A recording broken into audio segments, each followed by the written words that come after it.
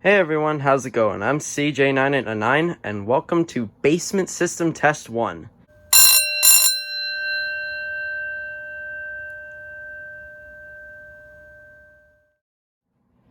Alright, so after I'd say about 2 or 3 months, we are finally back with the system tests. I know it's been a really long while and I'll explain all of it, so this will be a little bit of a longer video.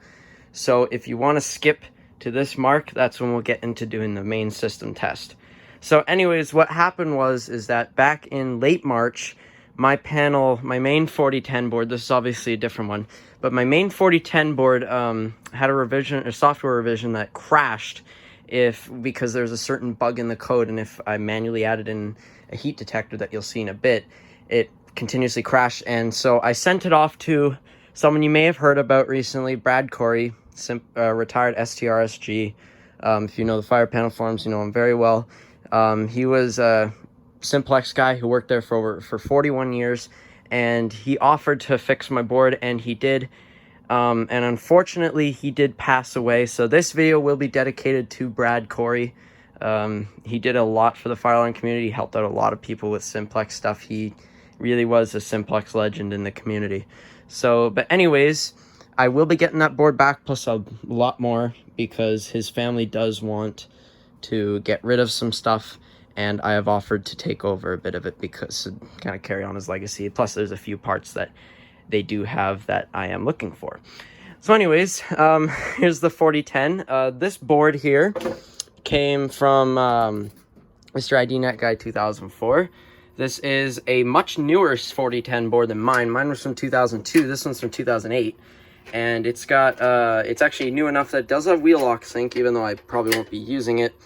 And the only thing, when I do get my board back, I will be putting it on, because my board is the Canadian model. It does have an extra pin connector right there that does allow you to have the battery cutout cables, because you can see I had to use different cables, because the main battery cables that came with this are up in there. It goes to a diode and stuff, and then it plugs into here. But these are the American ones. They do not have the battery cutout option because it's not required over there. So, but anyways, everything is exactly how it was from the last video. Actually, with a few expansions. But in terms of like the panel here, other than these plates I put over the ZAMs, it's all fine here. You will see I have made some major expansions. And you can also tell by the zone enunciation, which I have custom made print labels that will fit these slots, and I made them in Microsoft Word, so I have professional labeling now.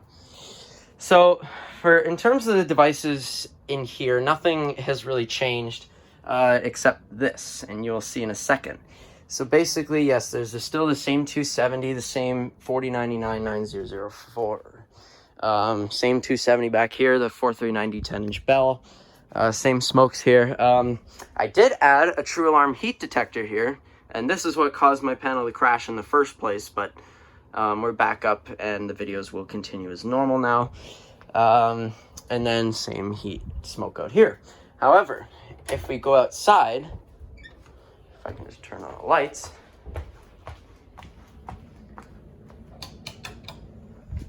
you can see that we have added an expansion out in the common area of my basement. Yep, I finally was given the go-ahead to do this, so all the wiring is coming in from the hole in the back and going down.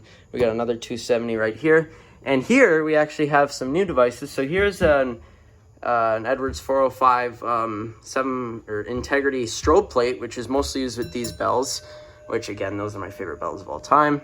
But yep, this is a brand new in box. I got two of them actually, but this one is just here. And this is a 15 candela strobe. And over in here in the office room, we actually have a double gang remote strobe here. Now there's a remote strobe, and that's what that fourth NAC spot was for. So there's that.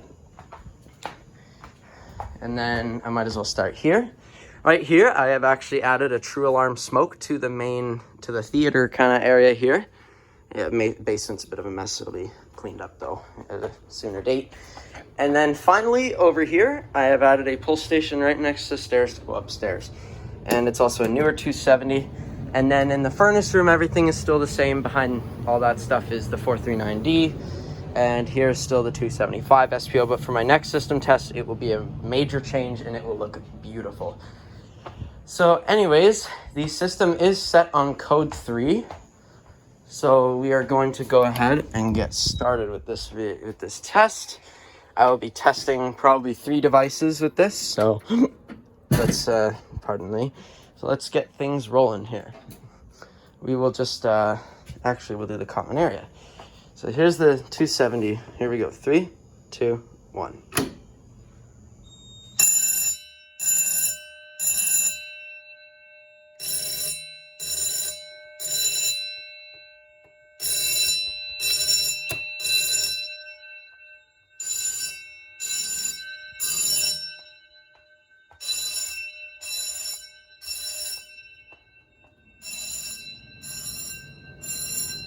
Can't really see it.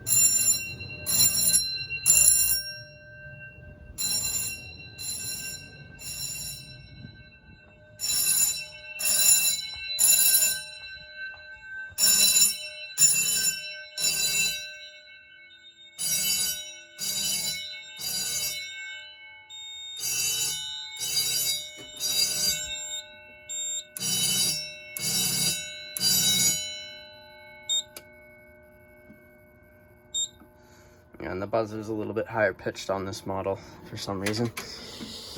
All right, let's go ahead and do the back of room pull station.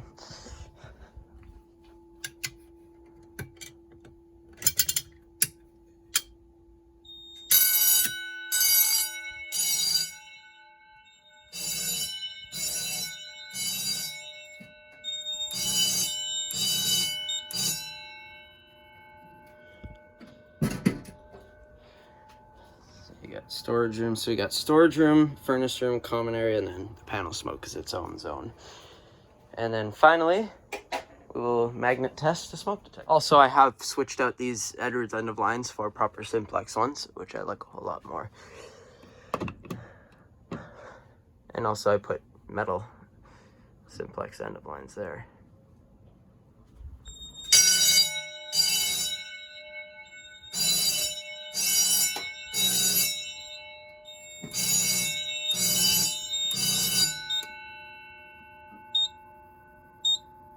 We can go ahead and reset.